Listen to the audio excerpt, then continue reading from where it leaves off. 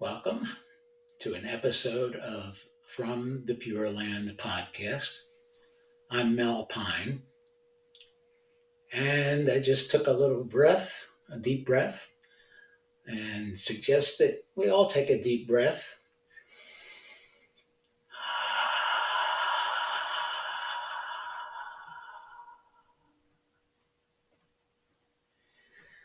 As we get ready to talk about November 5th.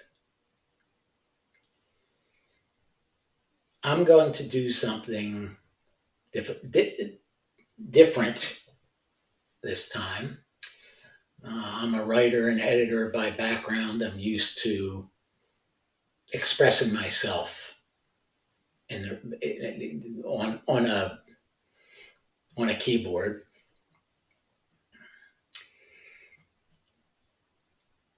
But I'm going to do this ad lib as though I'm talking with a friend or a group of friends, and hope that the transcript comes out in a way I can publish it along with the podcast and blog post.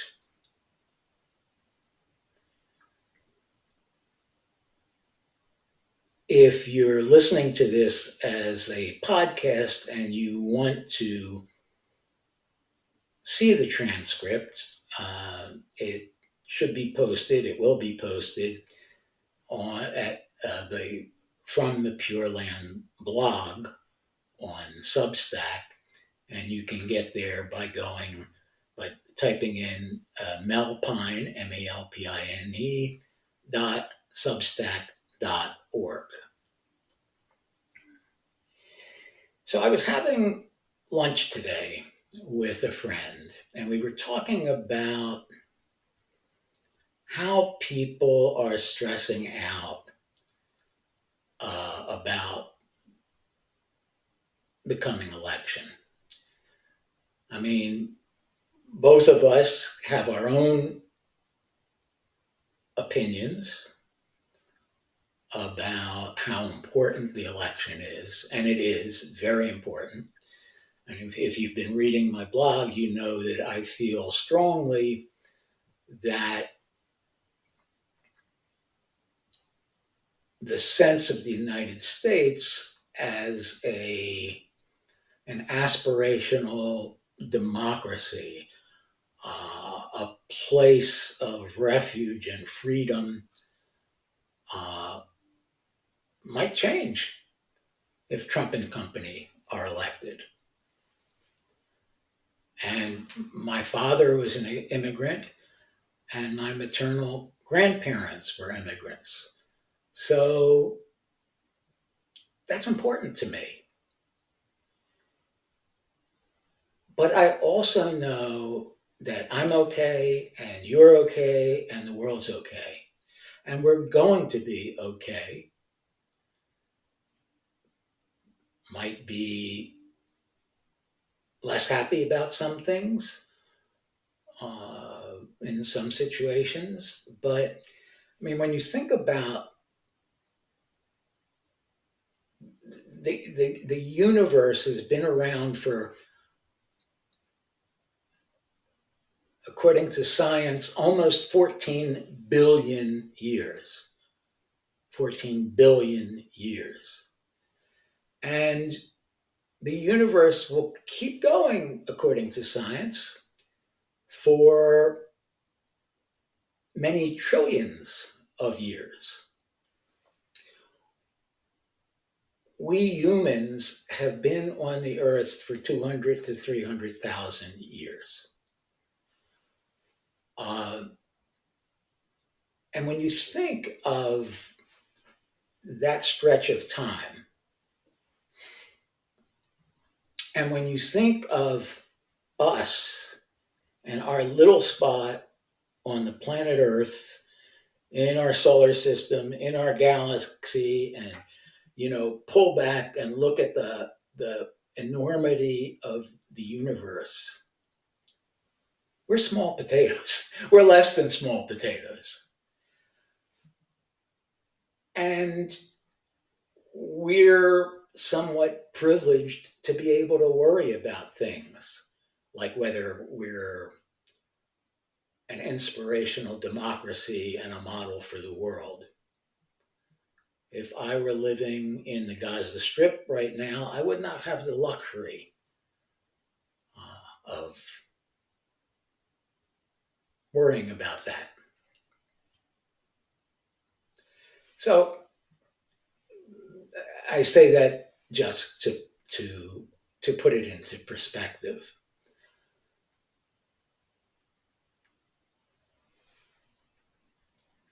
I thought, thinking about the November 5th and the election coming up, I thought about the Tibetan Buddhist word Bardo. A Bardo is a gap between one phase and another phase, uh, a gap between living and dying. Um, and normally, when we talk about Bardos, we talk about um, the Bardos of dying, passing through stages that in Tibetan Buddhism lead to rebirth. And we talk about certain bardos of living, the bardo of being born as a transition. There are other transitions we go through in life. And the word bardo can really refer to any gap, any transition. So you might even say that from one moment to the next, there's a bardo in there between them. And obviously, that's too small a speck of time to think a lot about. But I was thinking about my life today, and I saw a picture. A picture came up of that I love to see every now and then. It came up. Facebook reminded me of it. I think it said 44. A picture from 44 years ago. Is that right? 44 it might not be exactly right. Yeah, I think that's right. Um, it's a picture of me crossing the finish line of the 1980 New York City Marathon. Well, I am 87 now, and I've had 6 joint replacement surgeries. So I don't move as well as I did in October 1980. I walk with a cane sometimes, often if I'm going a fairly long distance or on uneven ground. And if I'm going longer distances, like around an airport or something, I have a motorized wheelchair that I use. So that phase of my life is a good example of impermanence. You know, we Buddhists like to talk about impermanence. And I am no longer the athletic enough to run 26.2 miles. Another phase in my life, I was traveling the mountains in Papua New Guinea. Long story what got me there, and it was actually a business trip, and it had to do with finding certain communities. It's not worth getting into now, but there are pictures of me in a t-shirt and shorts wandering the central highlands of Papua New Guinea. That's something I could not do today. I'm in a phase of my life where I sit a lot and think a lot and read and research and write and hopefully am going into what I think of as a final productive stage of my life of spreading the word. I hate to use the term spreading the Dharma because it can sound funny to people and maybe it's overused, but spreading a message that I hope reduces your suffering, reduces the suffering around me in the world, and in doing that, it invigorates me. It reduces my suffering. It does away with my suffering, really. I feel that I'm in that state of just almost, well, it just sublime joy, I think. Sublime happiness, whatever. I referred to terms like that in a recent blog post, um, but it affirms my joy at being alive, to be able to do things like this. And I will be able to continue doing things like this, even if Donald Trump wins the election on November 5th.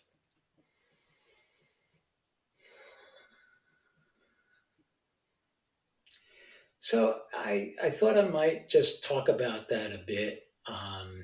As I started to say, I don't think I finished the thought, but I started to say that I'm not as comfortable expressing myself ad lib orally as I am sitting down and writing. And then if I'm going to record something, kind of working with that as a guide. I have mild cognitive impairment, which manifests in sometimes difficulty finding the right word. So sometimes there will be long pauses between one word and the next.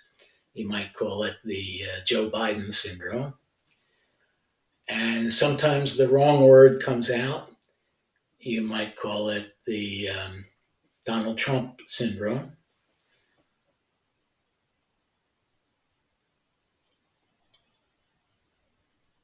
So it's a bit daring for me to do it this way, but I wanted to get this message out and I wanted to get it out quickly. And I also thought I ought to lead into a little meditation that I hope will help you, help whoever is listening, as we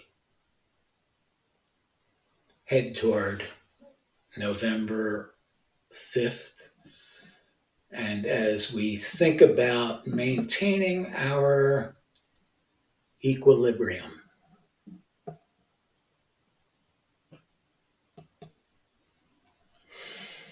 So, if you would, find a comfortable place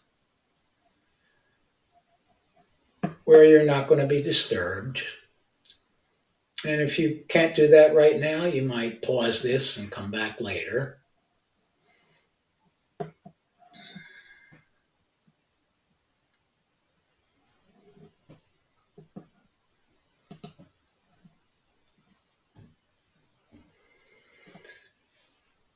When you find a spot, you're going to sit comfortably. If you're sitting on a chair, you want your feet to be on the floor, or if you're on the floor or on a sofa or in a with your legs crossed, That's fine too. Even if you want to lie down, that's okay. Even if you want to stand and walk around, that's okay.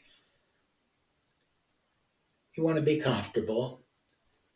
And you do want your back to be straight, relatively straight, straightish, so you can breathe easily in and out.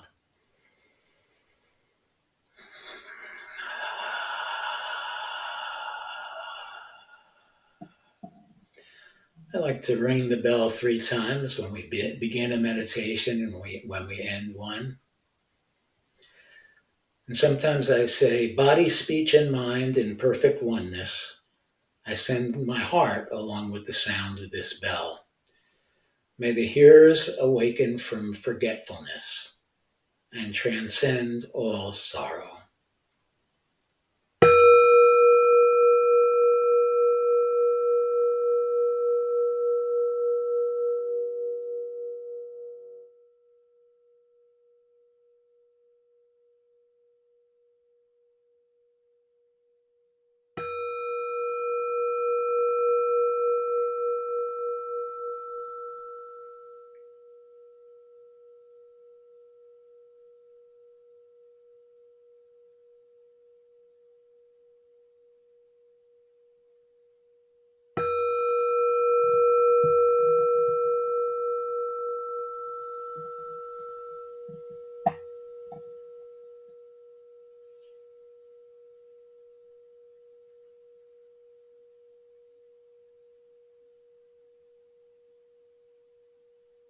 As the sound of the bell fades,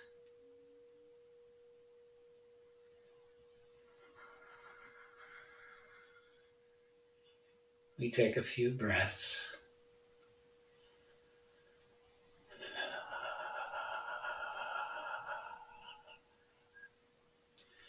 And with each out breath,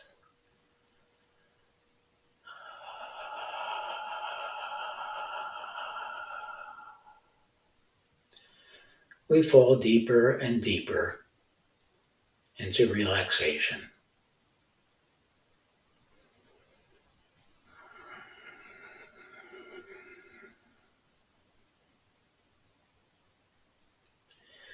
It's always possible to get a little bit more relaxed.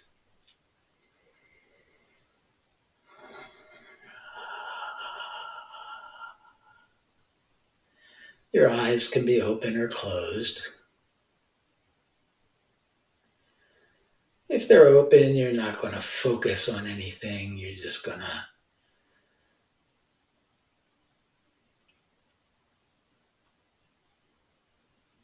have them rest maybe slightly above what would be the horizon.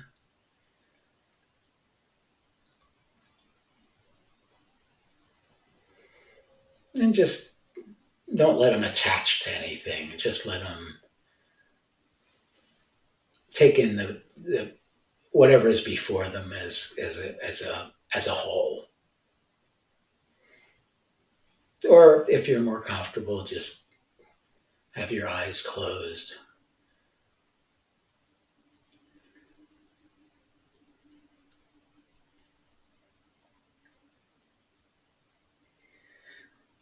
And you're aware of your breath. You're aware as your breath enters and leaves. You're aware of any areas where your body is, where your feet are touching the ground, or your body is touching the ground, or you're in contact with, as I am now, with a solid arm on my chair. Aware of any physical sensations at points like that. Maybe focus on one of them for a moment. I'm focused right now on that arm on my chair. What does that feel like? Is there a temperature associated with it? Any discomfort? Comfort?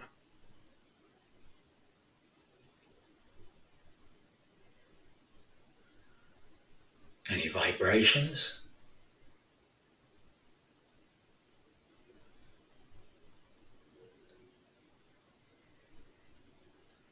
And you just relax into what we call open awareness.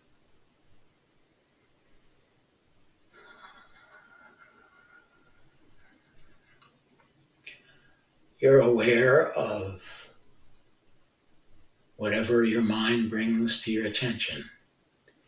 And if it's not producing anything, that's fine. You're watching any thoughts you have come and go, not being swayed by them, not getting attached to them.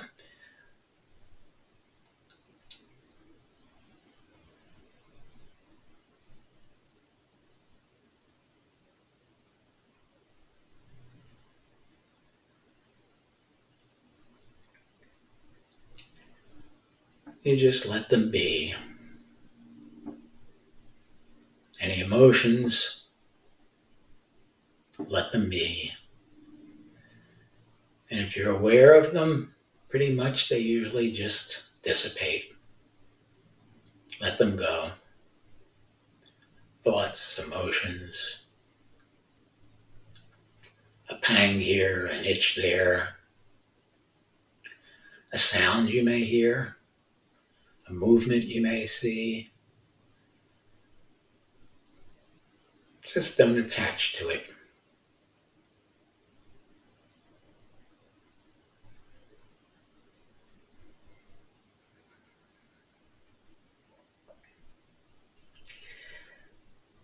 And you might say to yourself silently, may I be well.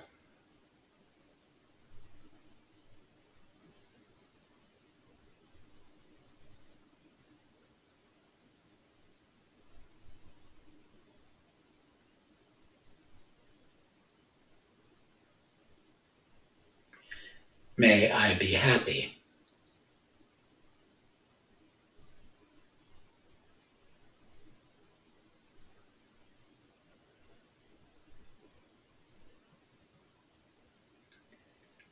May I rest in equanimity.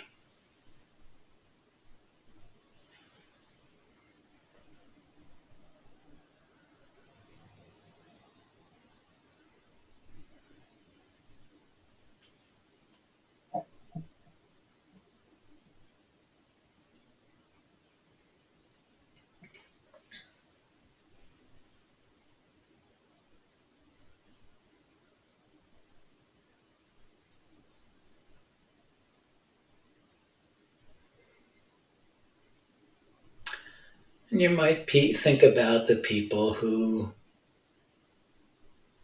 agree with you politically, agree with you about the election, whether that's for one candidate or another, or in the middle somewhere, or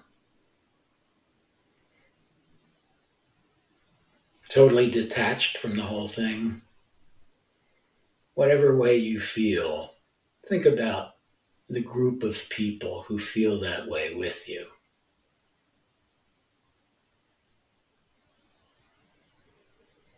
May we be well.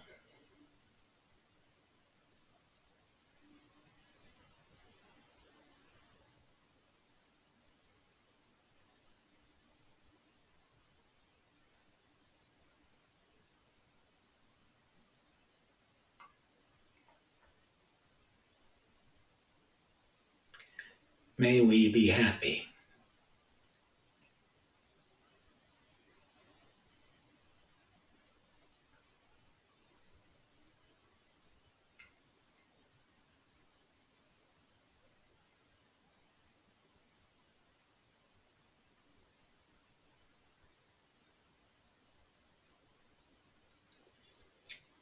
May we rest in equanimity.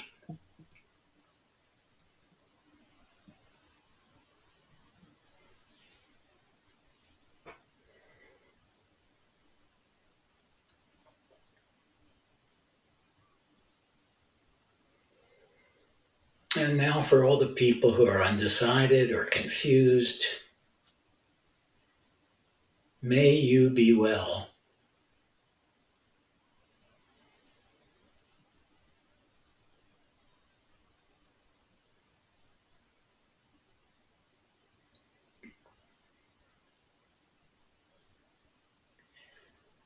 May you be happy.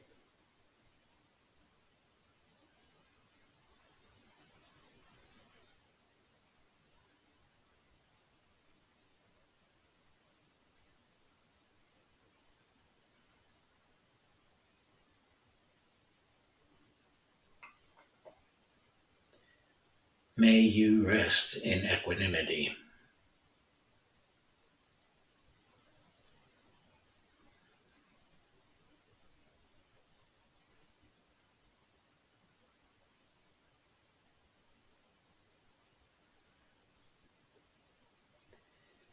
Now, I know this will be difficult for some of you, but I'd like you to think about the people who are planning to vote for that other candidate,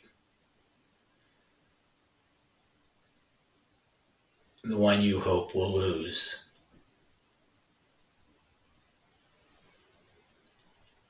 Some of them may have motivations you don't approve of, but you might think of them as people who are confused, as people who maybe need to feel connected, as maybe people who are lost,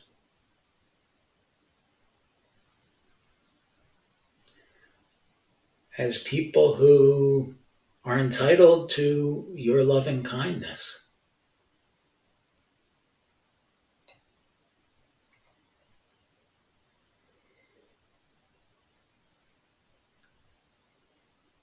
And you might say to them in your mind,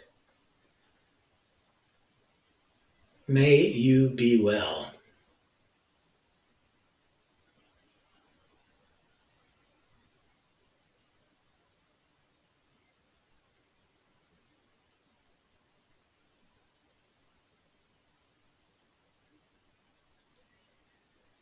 May you be happy.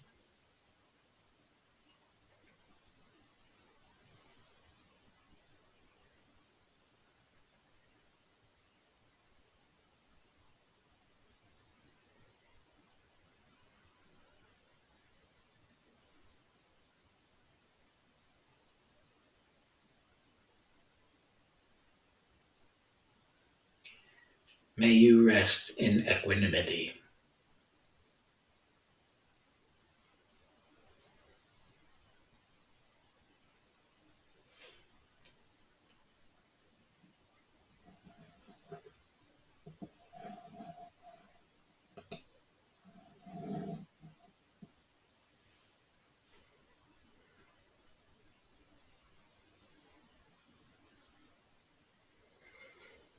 Now, one more.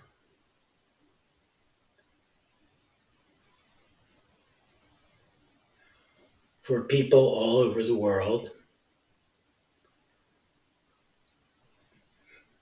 those who are hurting and those who are not, those who are in war zones and those who are not, and for all beings, that limitless number of beings of all sorts.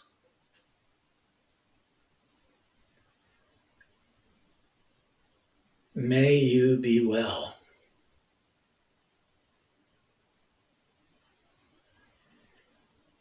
May you be happy.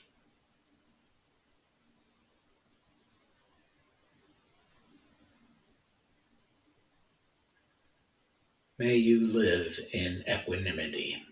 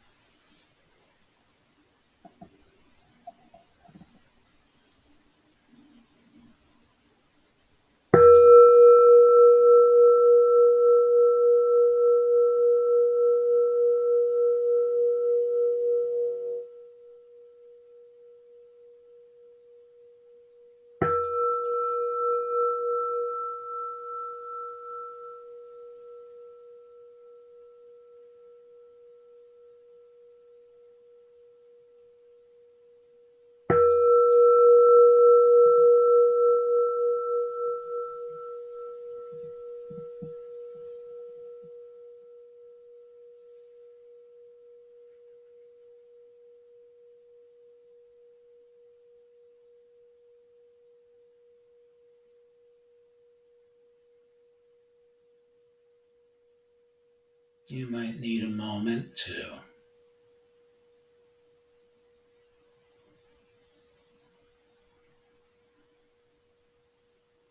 collect yourself.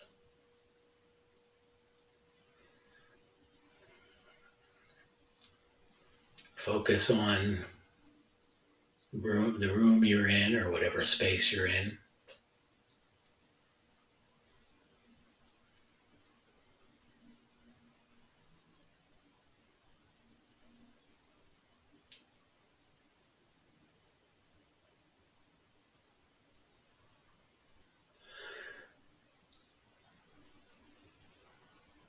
I think I'll leave it there. I'm tempted to say more, but I think that's enough for now. I wish you well going through the Bardo of November 5th.